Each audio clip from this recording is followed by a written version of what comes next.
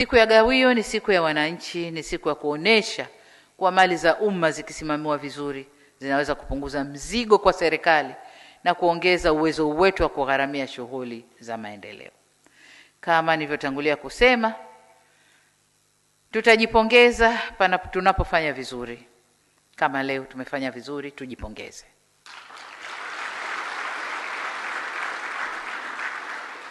Vile vile tutajirekebisha na kuimarisha au kuboresha pale penye mapungufu. Kwa tukitoka hapa, wale ambao hawakutajwa leo bado tunasuasua, twende tukarekebishe kwenye mapungufu na tuimarishe taasisi zetu.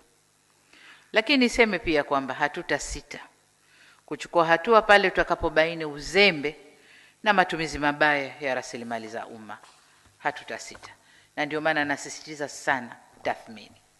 Msajili wa hazina, narudia tena leo, hiyo nafasi yako hui popular. You are always unpopular. Mchechu, Nehemia, kafanya, kasema, kazuia, karudisha. Ndio kazi yako. Uwe tu na moyo mkuu ndugu yangu, au sijui mwanangu. Uwe na moyo mkuu tu.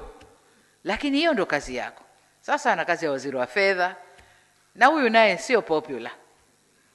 Kwa sababu ukizunguka huko mtu kafanya uzembe, fedha hazijaletwa, waziri wa fedha kazuia. Hakuna sifa kwenye kazi hizo. Kwa hiyo nyinyi fumbeni macho, twende mbele. Simamieni sheria kwenye nini, penye marekebisho fanyeni marekebisho, twende mbele. Tulipoanza sipo tulipo leo Mchechu. Hongera sana. Tulianza kwa ugumu sana, lakini leo wote tunazungumza lugha moja, wote.